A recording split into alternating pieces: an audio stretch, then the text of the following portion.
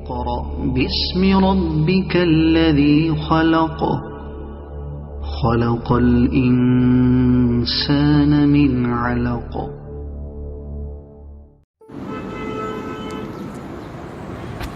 الحمد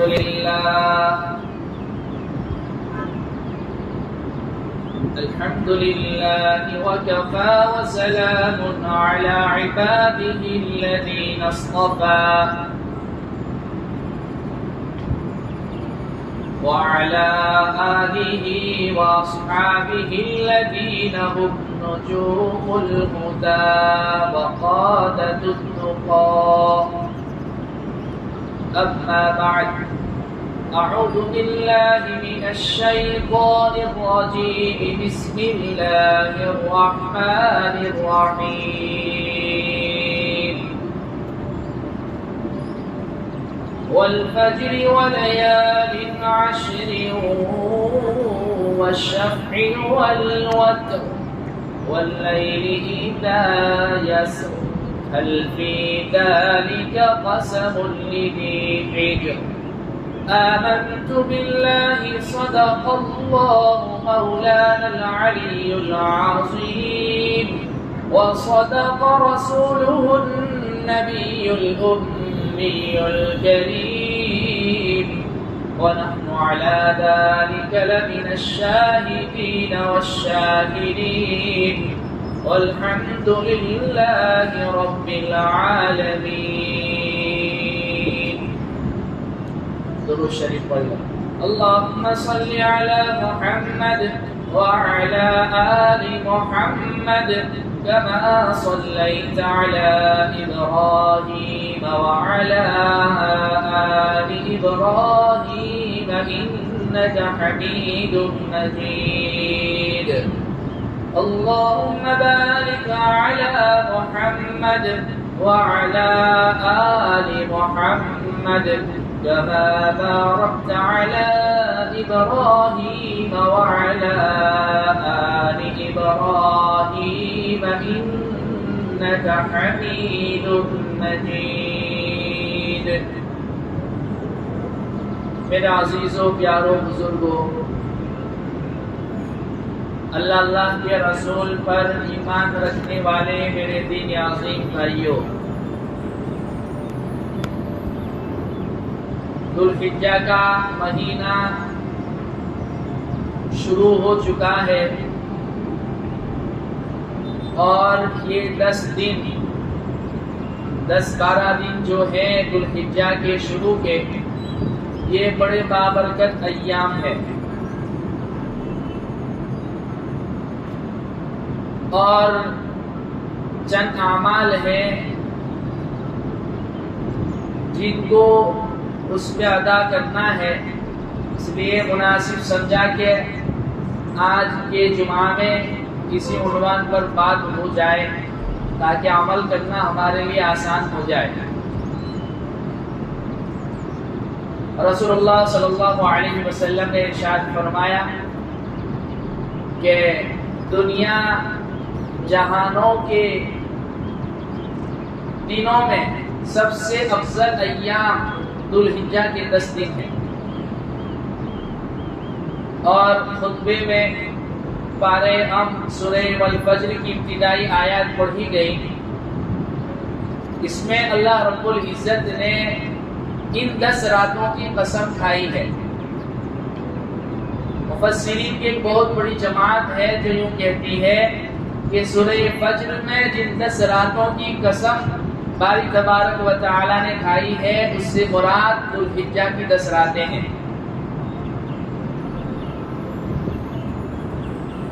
اللہ تبارک و تعالی کو اپنی کسی بات کا یقین دلانے کے لیے قسم کھانے کی ضرورت نہیں ہے، لیکن اس کے باوجود کسی شے کی قسم کھانا اس شے کی عزت اور حرمت پر دلالت کرتا ہے کہ وہ چیز کوئی معمولی نہیں ہے، بہت قیمتی ہے جن کی باری تبارک و تعالی قسم کھا رہے ہیں. اور صحیح بخاری کی روایت ہے، رسول اللہ صلی اللہ علیہ وسلم ارشاد فرماتے ہیں کہ بندوں کے عبادت کے اعمال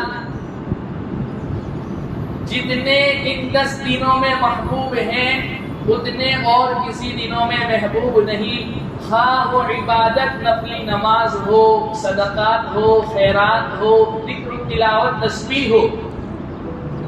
بندہ جتنے نیک اعمال ان ایام میں کرتا ہے وہ اللہ کو اتنے محبوب ہیں کہ وہ نیک اعمال بندہ دوسرے دنوں میں کرے تو اتنے محبوب اللہ کو نہیں ہے۔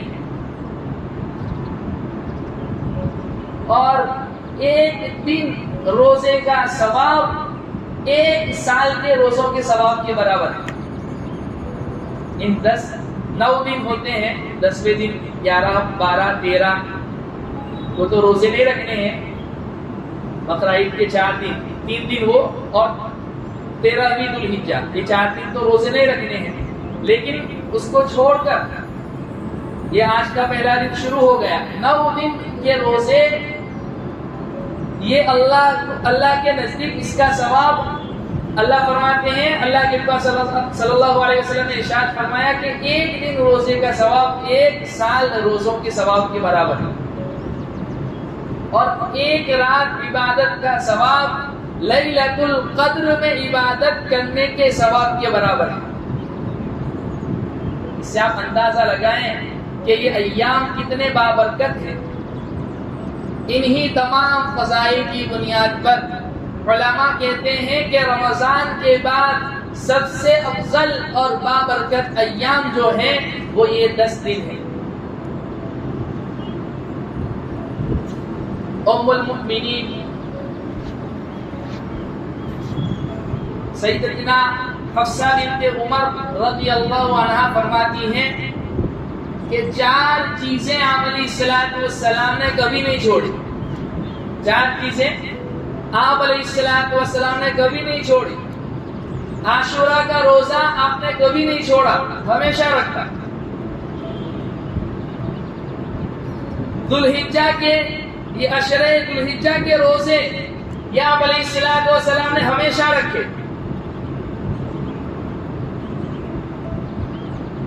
وائٹ ڈیز، ایام بیس اسلامی ہر مہینے کی 13ویں، 14ویں، 15ویں تاریخ کے روزے آپ علیہ الصلوۃ والسلام نے ہمیشہ رکھے، چاہے آپ سفر میں ہوتے، حضر میں ہوتے، آپ نے کبھی اس کو نہیں چھوڑا۔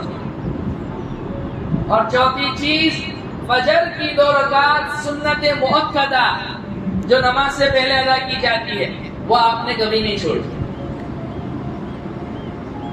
آپ اس سے اندازہ لگائیں کہ آپ علیہ الصلوۃ والسلام نے اس عشرے کے روزے کبھی نہیں چھوڑے، لہذا اللہ نے طاقت کی ہو تو پورے عشرے کے روزے رکھنے چاہیے۔ یہ روزوں کا ثواب بڑھ گیا ہے۔ ویسے تو سارے دن، ساری راتیں، دن کے 24 گھنٹے یہ اللہ تعالیٰ ہی کے بنائے ہوئے ہیں۔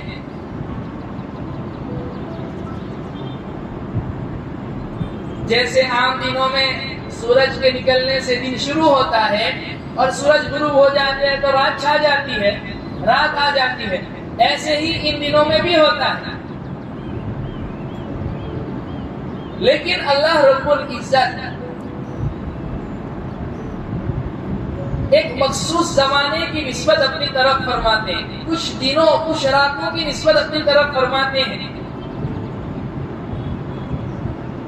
اپنی رحمتیں بندوں پر نازل کرنے کے لیے۔ اور اللہ ایسا کیوں فرماتے ہیں؟ تاکہ اللہ کے بندے جو دنیا میں آ کر دنیاوی مشاغل میں، کام دھندوں میں الجھ پڑے ہیں اور اللہ کی یاد سے غافل ہو گئے ہیں، اللہ رب العزت وقتاً فوقتاً کچھ دن دے کر، کچھ راتیں دے کر، کچھ مہینے دے کر اللہ رب العزت اپنے بچھڑے ہوئے بندوں کو اپنے سے قریب کرنا چاہتے ہیں۔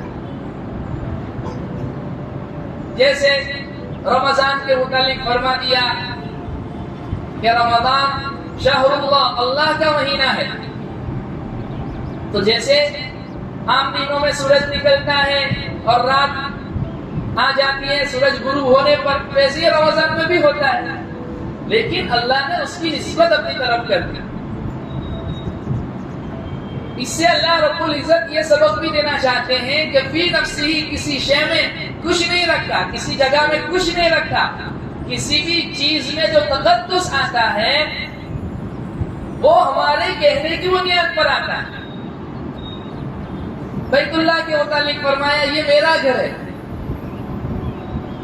اور بیت اللہ کی عمارت اگر آپ نے دیکھی ہو پلاسٹر بھی نہیں ہے اس وقت، اس کے مقابلے میں دنیا میں کتنی خوبصورت خوبصورت عمارتیں ہیں، ایسی اونچی اونچی عمارتیں ہیں کہ آنکھیں جو ہے واپس آنے کا نام نہ لیں، لیکن ان کی کوئی اللہ کے نزدیک قدر و قیمت نہیں۔ بیت اللہ کی قدر و قیمت ہے۔ اللہ فرماتے ہیں یہ میرا گھر ہے۔ یہ کس کا گھر ہے؟ میرا گھر۔ تو فی نفسی ہی کسی شے میں کچھ نہیں رکھا، کسی جگہ میں کچھ نہیں رکھا، اس شے میں، اس جگہ میں، اس زمانے میں جو تقدس آتا ہے اللہ تبارک و تعالیٰ کے کہنے کی وجہ سے آتا ہے۔ جس میں ایک بڑا سبق اللہ یہ بھی دینا چاہتے ہیں، پھر یہ ایام اتنے فضیلت والے ہیں کہ اللہ رب العزت نے دو عبادتیں ان 10 دنوں میں ایسی رکھی ہیں کہ ان کی ادائیگی انہی ایام میں ہو سکتی ہے، ان کے علاوہ اور کسی ایام میں کوئی انسان کرنا بھی چاہے تو نہیں ہو سکتی۔ حج کی عظیم عبادت، اس کا سب سے بڑا رکن وقوف عرفہ ہے۔ 9 ذی الحجہ کو عرفات کے میدان میں وقوف کا کرنا، دعاؤں کا کرنا، نماز کا پڑھنا، یہ سارے اعمال ہیں، یہ حج کا سب سے بڑا رکن ہے۔ 9 ذی الحجہ کو جو وقوف عرفہ کیا جاتا ہے،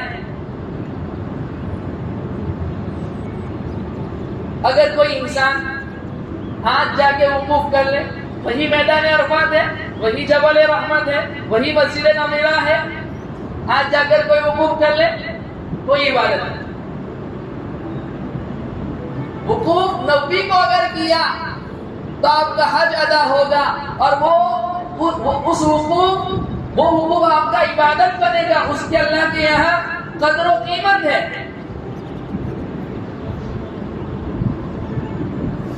ان ایام کو چھوڑ کر باقی کسی ایام میں کوئی انسان نفلی حج کرنا چاہے تو وہ بھی نہیں کر سکتا۔ کسی انسان کو نفلی حج بھی کرنا ہے تو انہی ایام میں کرنا پڑے گا۔ 8ویں سے لے کر 13ویں تک 5 دن جو ہیں حج کے، ان 5 دنوں میں جتنے بھی مناسک حج ہے، حج کے ارکان ہیں، وہ ادا کرے گا تو اس کا حج ادا ہوگا، ورنہ حج ادا نہیں ہوگا۔ اسی طریقے سے جمرات کی رمی کی جاتی ہے نا مینا میں، آج وہ خالی پڑے ہیں، کوئی انسان جا کر پتھر مارے کوئی ثواب نہیں۔ اس کا ایک زمانہ اللہ نے رکھا ہے، اس کا ایک وقت اللہ نے رکھا ہے، اس زمانے میں اس وقت میں آ کر کرو گے تو عبادت بنے گا، نہیں تو عبادت نہیں بنے گا۔ اور دوسری عبادت قربانی کی ہے۔ یہ قربانی کسے کہتے ہیں؟ کہ جانور کے گلے پر اللہ کا نام لے کر اللہ کا تقرب حاصل کرنے کی نیت کے ساتھ جانور کے گلے کے اوپر چھری پھیر دینا، اس کا خون بہا دینا، یہ قربانی ہے۔ لیکن یہ قربانی ویسے تو عام دنوں میں بھی جانور کے اوپر اس کے گلے کو ذبح کر کے خون بہا دیا جائے، وہ قربانی نہیں ہو سکتی۔ کوئی انسان صدقہ کرنا چاہے، جانور ذبح کر کے اس کا گوشت تقسیم کرنا چاہے تو کر سکتا ہے، صدقہ تو ہو سکتا ہے، لیکن قربانی کی عبادت صرف اور صرف 3 دن 10، 11، 12 ذی الحجہ، ان 3 دنوں میں قربانی کی عبادت ادا کی جا سکتی ہے۔ اس کے علاوہ عبادت قربانی نہیں کہا جا سکتا اس کو۔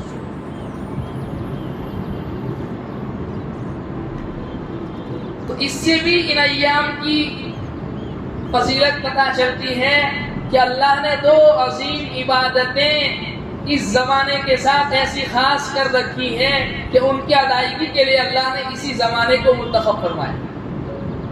دوسرے ایام میں انسان ادا کرنا بھی چاہے تو نہیں کر سکتا. لہذا عزیز و پیارو یہ بڑے بابرکت ایام ہیں، اس کی قدر کریں. چند اعمال ہیں جن میں کرنے ہیں. سب سے پہلا حکم قربانی کرنے والے حضرات کے لیے ام المؤمنین سیدتنا امی ام سلمہ رضی اللہ عنہا فرماتی ہے، آپ علیہ الصلوۃ والسلام نے ارشاد فرمایا، جس کا ارادہ ہو قربانی کرنے کا، ذو الحجہ کا چاند نظر آنے سے لے کر قربانی کا جانور ذبح ہونے تک اسے چاہیے کہ وہ بال اور ناخن نہ کاٹے. یہ پہلا حکم ہے قربانی کرنے والوں کے لیے کہ بال اور ناخن نہ کاٹے. چلیے ایک بات یہ بھی درمیان میں یاد رکھیے کہ یہ حکم جو ہے وہ مستحب ہے، کوئی فرض اور واجب نہیں ہے. بہت سے لوگ اس میں غلو کرتے ہیں. کوئی فرض اور واجب نہیں ہے، اور اگر اس پر عمل نہ بھی کیا، کسی شخص نے درمیان میں ناخن کاٹ لیے یا بال وغیرہ کاٹ لیے تو یہ مکروہ تنزیہی ہے، تحریمی نہیں ہے. کوئی شخص ایسا ہے کہ اسے پتہ ہی نہیں چلا کہ آج پہلی ذو الحجہ ہے، بغل کے بال، ناک کے نیچے کے بال اس کی مدت ہو چکی ہے، 40 دن کی مدت ہے اس کی، تب اس کے لیے حکم یہ ہے کہ بال کی صاف صفائی کر لیں. ناخن اتنے بڑے ہو گئے ہیں کہ تکلیف ہو رہی ہے تو پھر ناخن کاٹ لیں. لیکن ہمیں الرٹ رہنا چاہیے کہ ہم جب ایک عبادت اللہ رب العزت کے دربار میں پیش کر رہے ہیں قربانی کے نام سے، تو چونکہ شریعت نے ایک حکم دیا ہے کہ قربانی کرنے والوں کے لیے حکم یہ ہے کہ ذو الحجہ کا چاند نظر آنے سے لے کر جانور کے گلے پر چھری پھیرنے تک ناخن اور بال نہ کاٹیں. اس پر بھی ہمارا عمل ہونا چاہیے. یہ عجیب و غریب حکم ہے. بھائی ایسا کیوں؟ ذو الحجہ کا چاند نظر آتے ہی بال بھی نہ کاٹے، ناخن بھی نہ کاٹے. اصل میں اللہ رب العزت ہماری ان بندوں کے ساتھ جو اس وقت حج بیت اللہ کی سعادت سے بہراور ہو رہے ہیں، ان کے ساتھ مشابہت اختیار کروانا چاہتے ہیں. الحمدللہ آج تو ایسی حالت ہو گئی ہے بیت اللہ کی کہ ایسا لگ رہا ہے کہ کتنا تیس اس میں رکھا ہوا ہے جو فرزندان توحید کو اپنی طرف کھینچ رہا ہے. لاکھوں افراد حج بیت اللہ کی سعادت حاصل کر رہے ہیں. تو بیت اللہ میں جانے کے لیے اس کی ایک وردی ہے، وہ کیا ہے؟ احرام ہے. اور احرام کے لیے کچھ پابندیاں ہیں کہ بندہ جب احرام کی حالت میں ہو تو اس وقت بیوی سے صحبت نہیں کر سکتا، اس وقت خوشبو نہیں لگا سکتا، خوشبو والا تیل بھی نہیں لگا سکتا، شکار بھی نہیں کر سکتا، سلا ہوا کپڑا بھی نہیں پہن سکتا، ایسی چپل جو اوپر کا حصہ بھی ڈھانپتے نہیں پہن سکتا. اسی میں سے انہی پابندیوں میں سے دو پابندی یہ بھی ہے کہ وہ ناخن بھی نہیں کاٹ سکتا اور بال بھی نہیں کاٹ سکتا.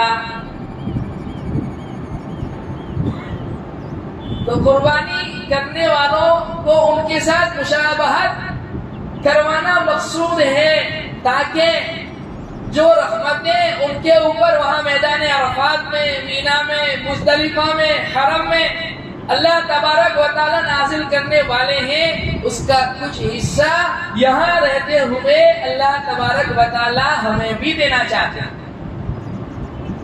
ایک بہت بڑی حکمت ہے اس کے پیچھے. لہذا پہلا حکم قربانی کرنے والوں کے لیے یہ ہے کہ وہ ذو الحجہ کا چاند نظر آتی، جیسے گزشتہ شب چاند ہو گیا، ذو الحجہ کی پہلی تاریخ ہے، اب سے لے کر قربانی کا جانور ذبح ہونے تک، چاہے جانور پہلے دن ذبح کریں، دوسرے دن کریں یا تیسرے دن کریں، جب تک جانور ذبح نہ ہو جائے اس وقت تک یہ حکم ہے کہ وہ بال اور ناخن نہ کاٹیں. لیکن یاد رکھیے یہ حکم مستحب ہے، فرض اور واجب نہیں ہے. اللہ رب العزت کی رحمت بہانہ ڈھونڈتی ہے. تیرے محبوب کی یا رب شباہت لے کر آیا ہوں، حقیقت اس کو تو کہتے میں صورت لے کر آیا. تھوڑی سی دھیان توجہ کی ضرورت ہے. معمولی بہانوں سے اللہ رب العزت بے شمار رحمتیں ہمیں دینا چاہتے ہیں. کوئی لینے والا تو ہو. تو پہلا حکم یہ ہے کہ ذوالحجہ کا چاند نظر آتے ہی بال اور ناخن نہ کاٹے. یہ حکم قربانی کرنے والوں کے لیے ہے. البتہ بعض علماء نے یہ بھی کہا ہے کہ کوئی شخص ایسا ہے کہ جو قربانی جس کے اوپر واجب نہیں ہے اور وہ قربانی نہیں بھی کر رہا ہے، لیکن وہ جو ہے بال اور ناخن نہ کاٹے ان ایام میں، اس نیت کے ساتھ کہ اللہ رب العزت مجھ پر بھی اپنی رحمت نازل فرمائے، تو اس کے لیے بھی گنجائش ہے. اسی طریقے سے کوئی شخص نفلی قربانی کر رہا ہے تو اس کے لیے بھی یہ حکم.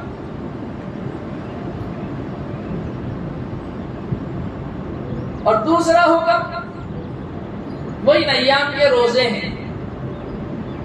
جیسا ابھی بتلایا حدیث میں آپ علیہ الصلوۃ والسلام نے ارشاد فرمایا کہ ایک دن روزے کا ثواب 1 سال کے روزوں کے ثواب کے برابر ہے. اور اللہ کے نبی پاک صلی اللہ علیہ وسلم نے عشرہ ذوالحجہ کے روزے کبھی نہیں چھوڑے. عرفہ کا روزہ تو اکثر لوگ رکھ ہی لیتے ہیں، لیکن عرفہ کے روزے کو چھوڑ کر 8 دنوں کے روزے سے ہم لوگ اکثر غافل ہیں. موسم ٹھنڈا ہے، کام وغیرہ کا اتنا لوڈ نہیں ہے، روزے رکھ لینے چاہیے. یہ ایام بار بار نہیں ملیں گے. بڑا خوش نصیب ہے وہ شخص جو ان ایام کی قدر کر لے اور آخرت کے لیے ذخیرہ تیار کر لے. بعد میں پھر حسرت کرے گا، افسوس کرے گا، پچھتاوا کرے گا اور عمل کرنے کے لیے اللہ سے مہلت مانگے گا تو مہلت نہیں دی جائے گی. ابن رجب رحمۃ اللہ علیہ فرماتے ہیں بڑے بابرکت ایام ہیں، ہم اس کی قدر جانیں، گناہوں سے اپنے آپ کو بچائیں، نیک کاموں کی طرف دوڑ لگائیں، قرآن کی تلاوت کریں، ذکر و تلاوت تسبیح کا اہتمام کریں. اور ایک روایت میں آپ نے ارشاد فرمایا کہ ذوالحجہ کی یہ 10 دنوں کے علاوہ اور کوئی دن اللہ کے یہاں محبوب نہیں، اور ان ایام میں کیا جانے والا عمل جتنا اللہ کو ان ایام میں محبوب ہے اتنا اور کسی ایام میں محبوب نہیں. لہذا فرمایا تم اللہ کی تسبیح بیان کرو، یعنی کیا؟ سبحان اللہ سبحان اللہ سبحان اللہ، اٹھتے بیٹھتے چلتے پیتے یہ پڑھا کرو. اللہ کی تحمید بیان کرو، الحمدللہ الحمدللہ. اللہ کی تحلیل بیان کرو، لا الہ الا اللہ. اللہ کی کبریائی بیان کرو، اللہ اکبر اللہ اکبر. تیسرا کلمہ اٹھتے بیٹھتے چلتے پھرتے پڑھتے رہا کرو. تکبیر تشریق یہ 9 ذوالحجہ کی فجر سے لے کر 13ویں ذوالحجہ کی عصر تک کل 23 نمازوں میں پڑھنا یہ تو واجب ہے. انشاءاللہ اگلے ہفتے اس کے اوپر گفتگو کروں گا تفصیل کے ساتھ. مردوں کے لیے بھی واجب ہے، عورتوں کے لیے بھی واجب ہے. البتہ مردوں کے لیے یہ ہے کہ وہ بلند آواز سے کہیں، عورتوں کے لیے مسنونی ہے کہ وہ پست آواز سے کہیں. لیکن صحابہ کے متعلق عبداللہ ابن عمر رضی اللہ عنہما کے متعلق یہ بتلایا گیا ہے کہ جب ذوالحجہ کا چاند نظر آتا تو بازاروں میں جاتے اور زور زور سے یہ تکبیر تشریق پڑھتے تھے، اللہ اکبر لا الہ الا اللہ اللہ اکبر وللہ الحمد. اٹھتے بیٹھتے چلتے پھرتے اور اپنے دیگر صحابہ کو یاد دلاتے تھے.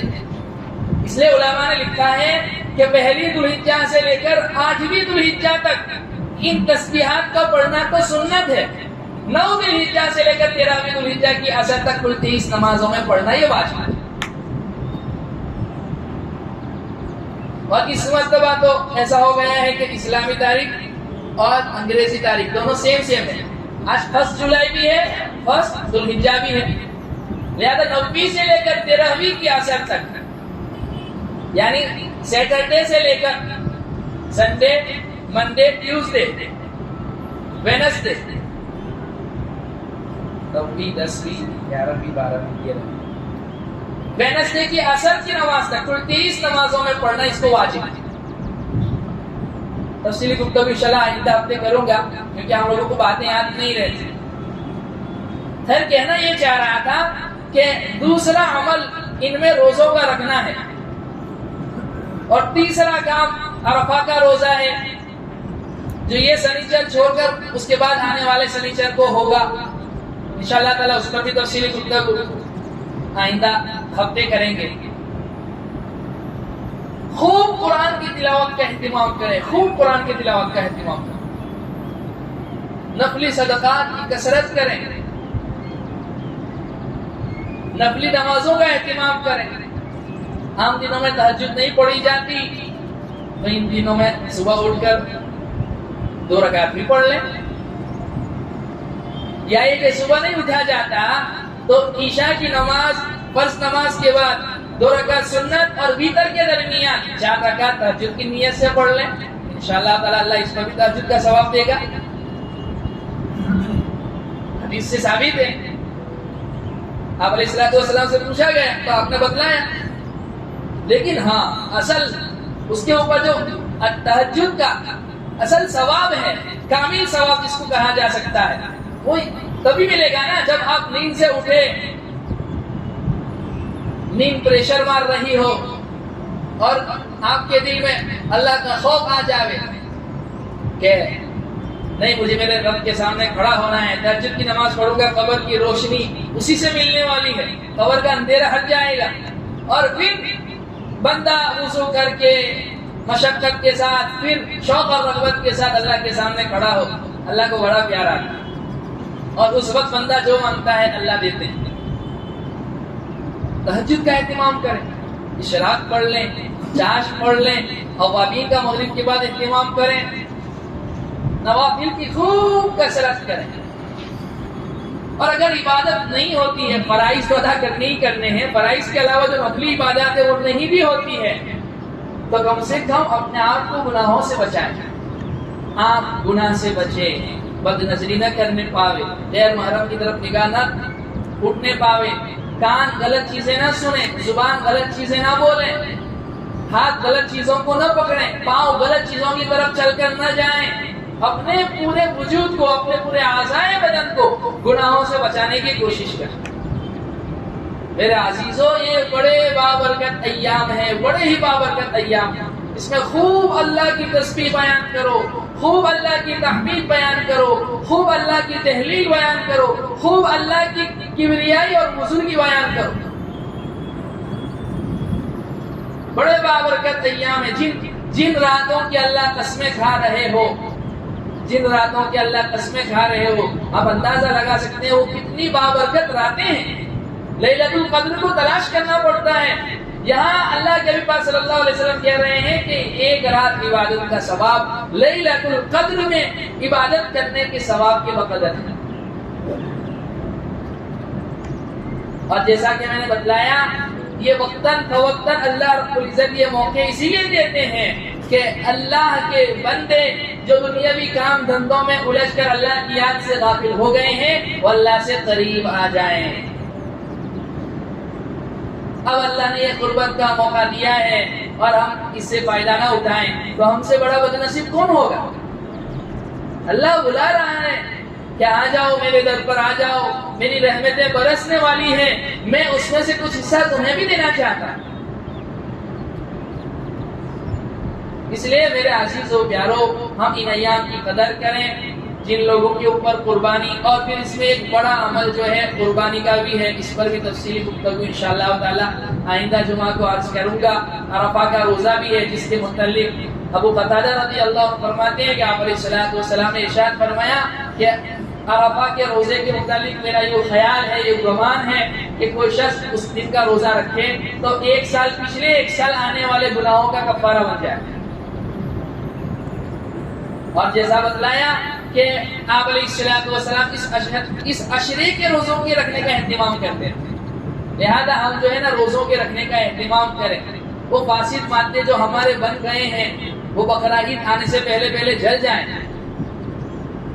بہت ساری بیماریاں ہوتی ہیں جو یہ زیادہ کھانا کھانے کی وجہ سے، چربی بھرے کھانے کی وجہ سے ہو جاتے ہیں. وہ ساری چیزوں کی صاف صفائی ہو جائے گی. ڈاکٹر کے پاس جانا بھی نہیں پڑے گا, صحت بھی ہو جائے گی. آپ نے فرمایا صحت چاہتے ہو صومو تصیحو, روزے رکھو صحت ملے گی. اور ایک بات یاد رکھیے مسئلہ درمیان میں کہ اس مہینے میں وائٹ ڈیز جو ہیں 13ویں 14ویں 15ویں, 13ویں کو تو روزہ نہیں رکھنا ہے, البتہ کوئی 14ویں 15ویں کو رکھنا چاہے تو رکھ سکتا ہے, لیکن 13ویں کا روزہ نہیں ہے. سال بھر کے 5 روزے جو ہیں اس میں روزے آپ نہیں رکھ سکتے, روزہ رکھنا حرام ہے. بلکہ ایک عید الفطر کا دن, ایک بقرعید کا دن, بقرعید کے بعد 3 دن 11ویں 12ویں اور 13ویں, 5 دن روزہ نہیں رکھنا ہے. تو کوئی شخص ایسا بھی ہو, بہت سے لوگ ایسے بھی ہوں گے جو وائٹ ڈیز کے روزے رکھتے ہوں گے, ہر مہینے اسلامی 13ویں 14ویں 15ویں کے روزے رکھنے کا اہتمام کرتے ہوں گے. تو یہ ان کے لیے مسئلہ ہے کہ اس مہینے کی 13ویں کا روزہ نہیں رکھنا ہے, 14ویں اور 15ویں کا روزہ رکھنا چاہے تو رکھ سکتے ہیں. بہرحال اللہ رب العزت جو ہے ہم تمام کو جو ہے ان ایام کی قدر کرنے کی توفیق عطا فرمائے, اور ان ایام کی جو فضیلتیں اور اس کے جو انوار و برکات اس میں عبادت کرنے پر اللہ رب العزت نے جو ہے بیان فرمائے, اللہ رب العزت وہ تمام انوار و برکات ہم تمام کو عطا فرمائے. الحمدللہ رب العالمین.